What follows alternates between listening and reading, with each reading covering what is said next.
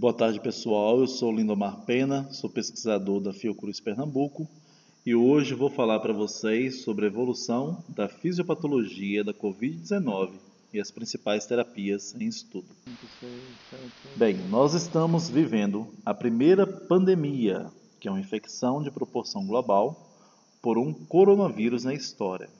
Então, se nós pegarmos as últimas 5 pandemias que aconteceram desde 1918, nós tivemos 4 pandemias pelo vírus da influenza, que foram a pandemia de 1918 pela gripe espanhola, a pandemia de 1957 pela gripe asiática, a pandemia de 1968 pela gripe de Hong Kong, em 2009 e 2010 a pandemia pelo H1N1 de origem suína e em 2019 surgiu esse novo coronavírus. Os coronavírus são vírus que foram descritos pela primeira vez na década de 30, afetando animais domésticos, especificamente aves domésticas.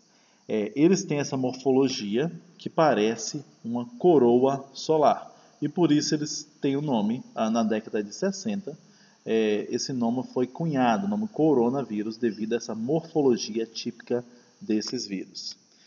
Bem, existem 7 coronavírus que infectam humanos. 4 deles causam resfriado comum, uma doença sem maior gravidade, e 3 que causam doença grave, que é o SARS coronavírus 1, o MERS coronavírus e agora o novo coronavírus, que é o SARS coronavírus 2. Esses 4 vírus que causam doença branda, eles tiveram origem em morcegos e roedores, através da transmissão para humanos. A gente não sabe, por exemplo, desse NL63, se o vírus se transmitiu diretamente ou se teve um hospedeiro intermediário. Um outro vírus é o 229E, esse vírus se originou a partir de morcegos e tem como hospedeiro intermediário camelos. O OC43 é um vírus de origem de roedores, que teve como hospedeiro intermediário bovinos. E o HKU1, que é um vírus de origem de roedor, a gente não sabe os hospedeiros intermediários. Os vírus que causam doença de alta patogenicidade, os coronavírus de alta patogenicidade, e todos eles têm origem a partir de morcegos. O SARS coronavírus 1 a partir da civeta, como hospedeiro intermediário, e o MERS com camelos, tendo camelos como hospedeiro intermediário. Então essa figura mostra com maiores detalhes esses 3 coronavírus de alta patogenicidade, o SARS coronavírus ou SARS coronavírus 1, o MERS coronavírus e o SARS coronavírus 2, que é o causador da doença Covid-19. Então, o SARS coronavírus 1 tem como hospedeiro intermediário as civetas, o MERS coronavírus tem camelos como hospedeiro intermediário, e o SARS coronavírus 2, a gente não sabe ao certo, há uma suspeita que pangolins, que são os animais mais traficados no planeta, sejam os hospedeiros intermediários desse novo coronavírus. Bem, quero chamar a atenção de vocês para a estrutura desse coronavírus. Ele tem essa morfologia típica dos coronavírus, é um vírus envelopado, mostrando aqui em rosa o envelope lipídico. No seu interior está o RNA viral, é um vírus de RNA, ele tem o maior RNA entre os vírus, um RNA de 30 quilobases, ele é capeado, tem a cauda poliar e é revestido por nucleoproteínas. Inserida na superfície do envelope estão proteínas que fazem parte da superfície do vírus. E uma proteína muito importante é a proteína spike, a proteína S, ou espícula viral, porque é através da proteína spike que o coronavírus se liga aos receptores celulares. Bem, esse vírus surgiu ano passado, ele emergiu na China, na cidade de Wuhan, mas há 4 anos já havia um relato sobre o potencial dos vírus que estavam circulando em morcegos emergirem na população humana. Então foi feito um estudo que fizeram uma quimera entre o SARS, coronavírus 1, e um vírus que circula em morcego. E aí eles viram que esse vírus, quimera, que tem a mistura dos 2 vírus, esse vírus era capaz de infectar células humanas e tinha o potencial de causar epidemias e talvez pandemias. Bem, no ano passado, no mercado público da cidade de Wuhan, que é uma cidade grande com mais de 11 milhões de pessoas.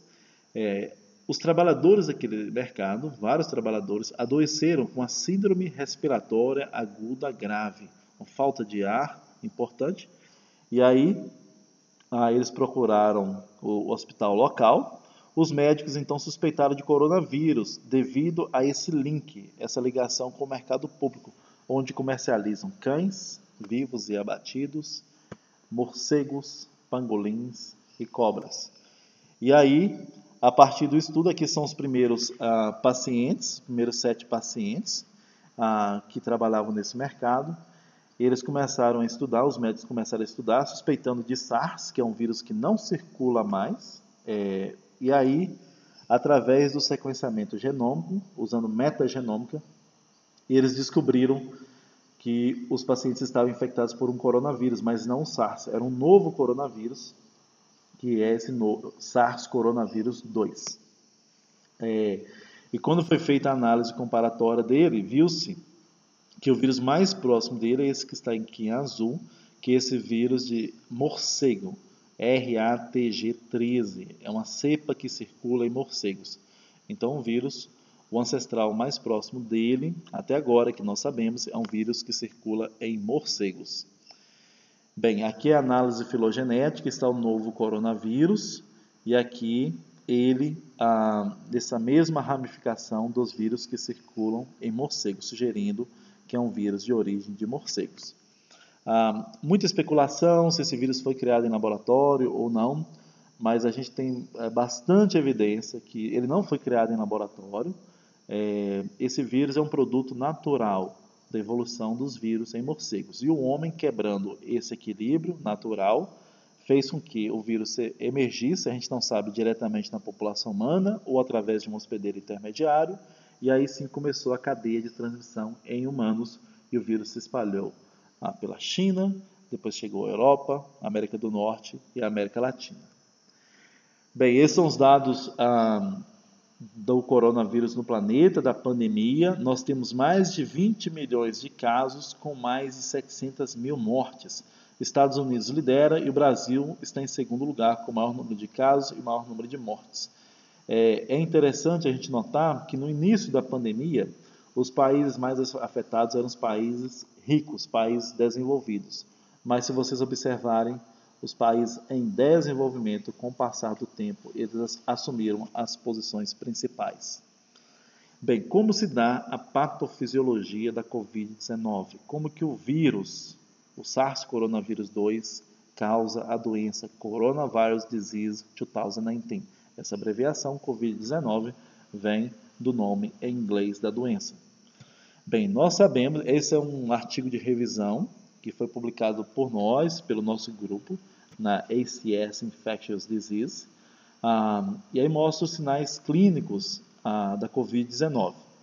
Então, após um período de incubação de 2 a 14 dias, a doença se manifesta através de febre, sintomas respiratórios e gastrointestinais. Eventualmente, sintomas musculares, sinais musculares como mialgia, dor muscular, artralgia, mas a sintomatologia mais típica é a sintomatologia respiratória, que não pode ser diferenciada de outras infecções, através de tosse seca, dificuldade de respirar, dor no corpo e outros sintomas inespecíficos, como dor de cabeça, fadiga, dor na garganta, esses tremores, e 2 sintomas que são bastante característicos, que é a perda de olfato e a perda de paladar. Bem, dos casos de coronavírus 19, a doença pelo coronavírus de Covid-19, a gente sabe que 81% dos casos são casos leves a moderados, que o paciente não tem a doença grave. Em 14% dos casos, pode ter a doença severa, que o paciente vai manifestar sintomas respiratórios importantes, requerendo inclusive intubação, e 5% dos casos vão ter a doença em estado crítico, que é falência respiratória, choque séptico ou falência múltipla de órgãos. A mortalidade da Covid-19, os números ainda estão sendo calculados, tem uma certa divergência, mas ela gira em torno de 2,3% a 3%, na maioria dos estudos. A gente tem que levar em consideração que a mortalidade mensura o número de mortes em relação ao número de infectados. E esse número de infectados vai variar de país a país devido à disponibilidade dos testes.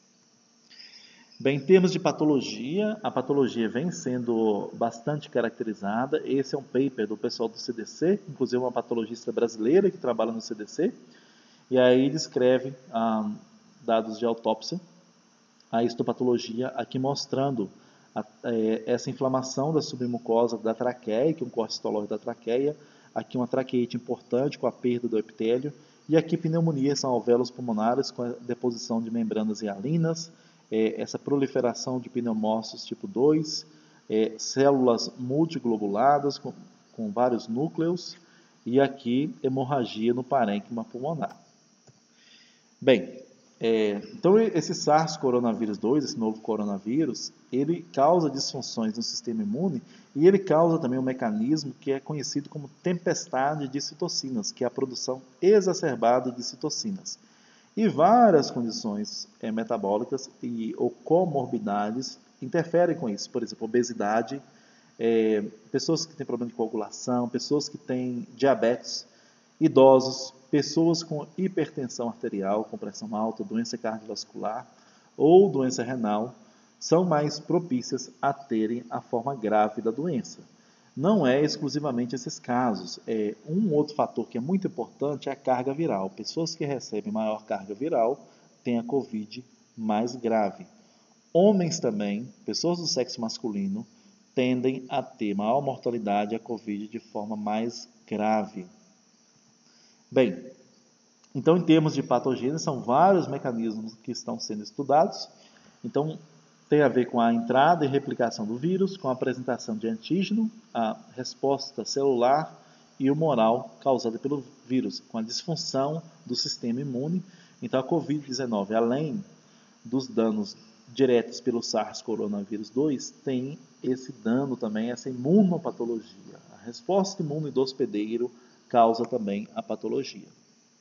Bem, como que o vírus entra na célula? Então, rapidamente, o pessoal primeiro identificou, os cientistas primeiro identificaram por bioinformática, mas depois, através de wet lab experiments, experimentos de bancada mesmo, identificaram que o receptor do vírus é essa proteína aqui, o ACE2. Esse é o receptor através do qual o vírus se liga e ele entra em células.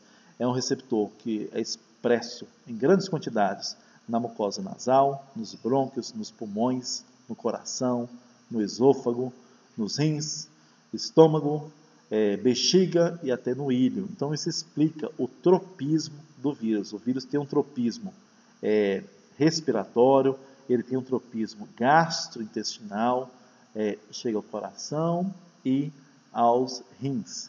Isso diretamente através do receptor. Então o vírus se liga ao receptor, ele é desnudado, o RNA é liberado no citosol, esse RNA, por ser sentido positivo, ele é traduzido, produz proteínas, essas proteínas não estruturais, a NSP de 1 a 16, que compõem a polimerase viral. Então essas proteínas começam a replicar o RNA viral e aí fazem novas cópias desse RNA viral. E se você tem RNA viral mais proteínas, o vírus pode se montar. Ele se monta na superfície do retículo endoplasmático e do Golgi, e aí sim ele é liberado até o citosol. Ele é liberado por brotamento. E a ligação do vírus ao receptor ACE2, desse SARS-CoV-2, ele se liga com a constante de afinidade de 10 a 20 vezes mais forte do que o SARS-CoV-1. Então explica por que esse vírus se transmite tão bem. A transmissibilidade dele é muito maior do que o SARS-CoV-1, embora a letalidade seja menor. Bem, então como que se dá a patogênese? A partir da transmissão desse vírus, que se dá por gotículas respiratórias, por contato, por aerossóis. A rota fecal-oral não está tão bem definida. O vírus se replica na cavidade nasal superior, e faringe, e aí ele chega até o trato respiratório inferior, e aí sim ele se replica nos pulmões, nos órgãos-alvo, pulmões, fígado, rins, coração, e aí ele pode fazer uma viremia, ele pode chegar até vários órgãos e causar uma resposta inflamatória sistêmica que pode causar a falência múltipla de órgãos. Então, ele pode ativar também células do sistema imune, a superativação de células T, que vão gerar uma disfunção do sistema imune, juntamente com a regulação anormal do receptor ACE2. Então, vai ter uma interferência nessa via de angiotensina-aldosterona, e aí vai causar o aumento da permeabilidade vascular, o edema pulmonar, conforme eu mostrei para vocês na histopatologia, e isso causa a síndrome respiratória aguda grave, que pode levar à morte. Alguns pacientes, a maioria dos pacientes, né, que conseguem controlar a viremia, vão ser assintomáticos ou vão ter as formas leves da doença.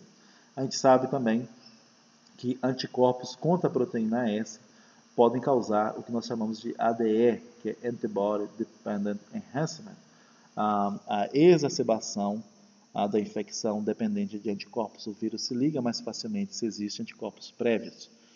Pessoas que já foram expostas aos coronavírus comuns, elas têm um certo nível de proteção contra esse novo coronavírus, então explica também por que temos tantos casos assintomáticos e muita coisa ainda está sendo descoberta diariamente.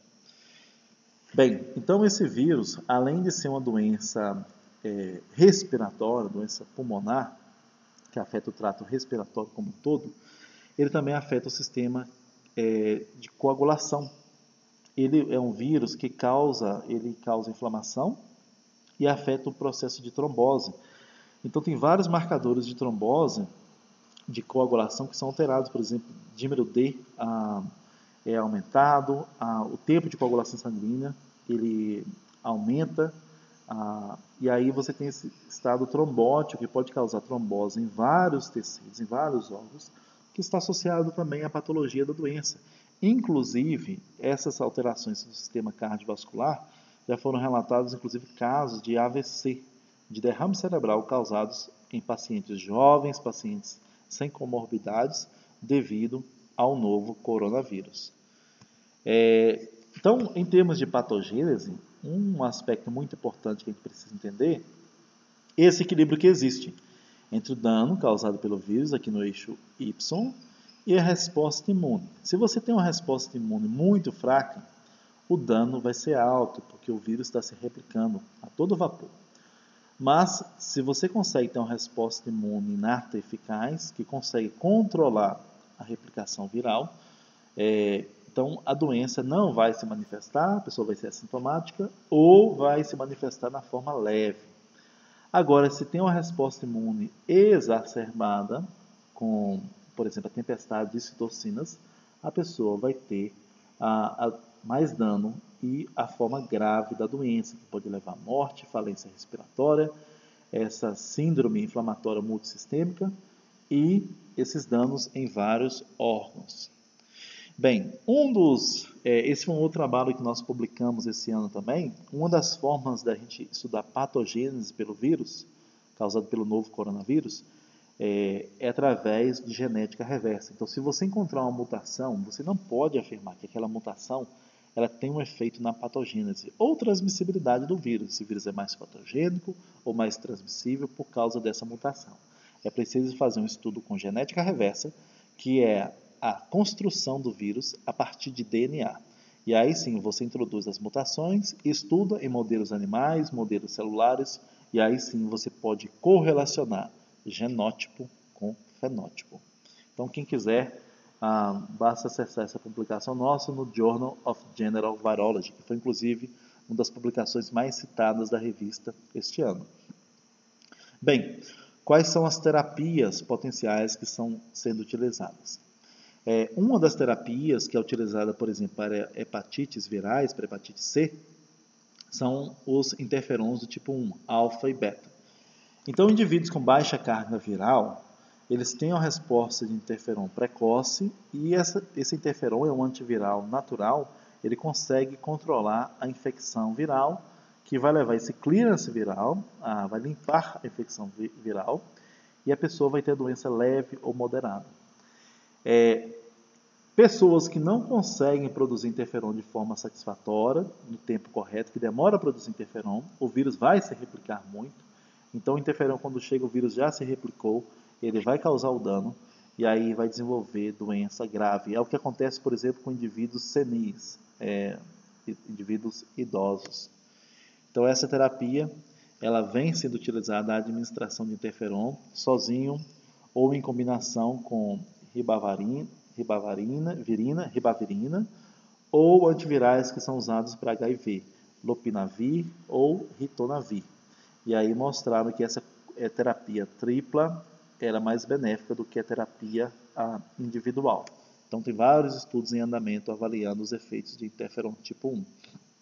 Bem, quais são as drogas antivirais que já foram testadas? Várias foram testadas in vitro, vocês já devem ter ouvido falar, por exemplo, ivermectina, Ivomec, que é usado em gado, que tem efeitos in vitro.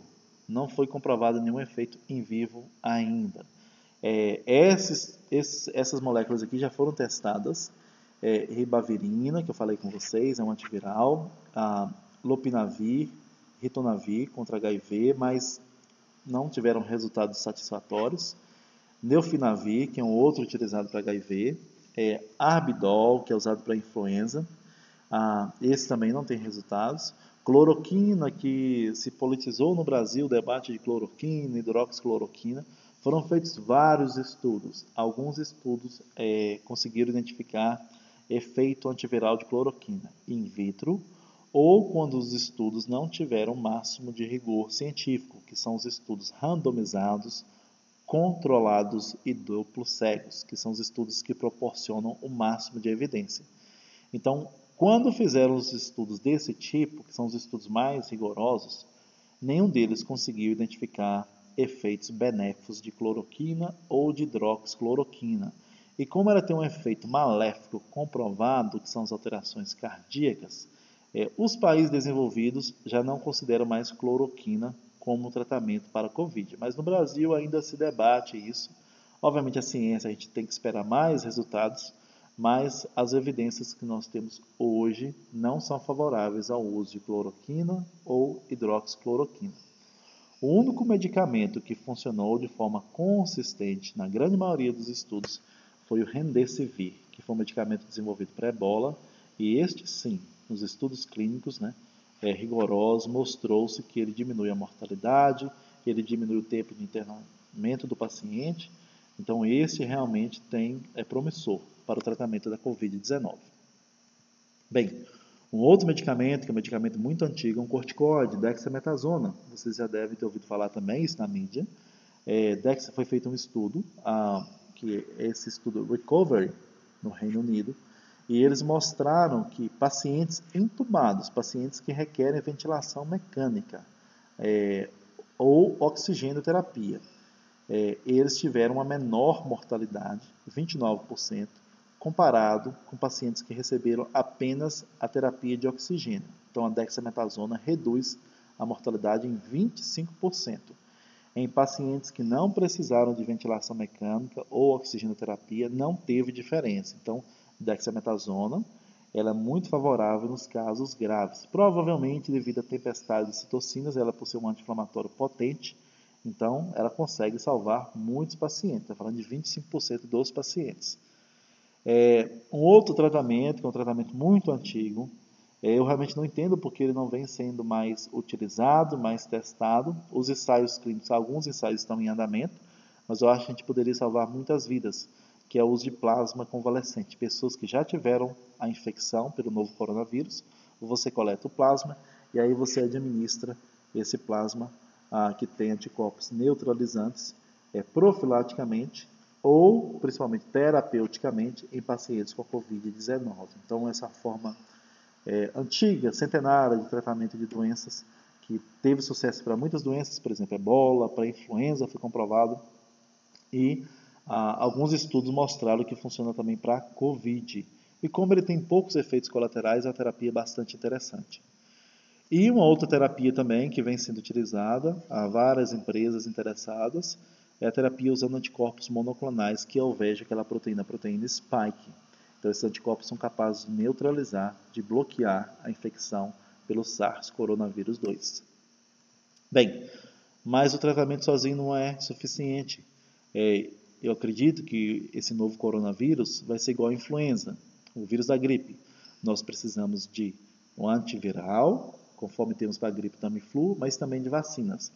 E existem mais de 100 vacinas sendo testadas, vacinas de vários tipos, não é o tópico hoje da nossa palestra, mas nós temos duas vacinas muito avançadas no Brasil, que é uma vacina que usa um vírus inativado, a vacina chinesa, que vem sendo produzida pelo Butantan, e temos uma vacina que usa um vetor viral não replicativo, que é uma vacina que está sendo produzida pela Fiocruz. Elas estão em fase 3 de teste clínico, se for aprovada, elas vão estar liberadas para uso em humanos. Então, eu acredito que nós precisamos ter esses dois braços, o antiviral e as vacinas. Agora, lembrando que nem vacinas, nem os antivirais são capazes de proteger 100%. A gente precisa reduzir a dose de desafio. Não adianta você tomar uma vacina, ser imunizado, e você estar numa sala com várias pessoas com Covid, excretando o vírus em altas quantidades. A vacina não vai proteger, porque a vacina não protege frente a qualquer desafio. Ela protege frente a uma determinada dose. Se a dose for maior do que a capacidade de proteção da vacina, a pessoa vai contrair a doença. A mesma coisa vale para o medicamento. Se você é exposto a uma quantidade muito grande do vírus, o medicamento não vai conseguir tratar de forma adequada. Então, a gente precisa continuar com essas medidas de proteção que vêm sendo amplamente noticiadas. Eu tenho certeza que todos vocês estão fazendo, que é evitar contato social, evitar tocar a face, lavar as mãos com frequência, usar máscara e evitar ambientes com aglomerações. Então, por isso nós estamos tendo esse evento 100% virtual, para que a gente consiga transmitir o conhecimento que está sendo gerado, mas ao mesmo tempo a gente não exponha vocês e nem os familiares. Então era isso que eu queria falar com vocês. Muito obrigado. Quem tiver interesse em fazer pós-graduação conosco, mestrado, doutorado, pós-doutorado, nós temos uma pós excelente na Fiocruz, uma pós em biotecnologia, e eu estou à disposição. Muito obrigado.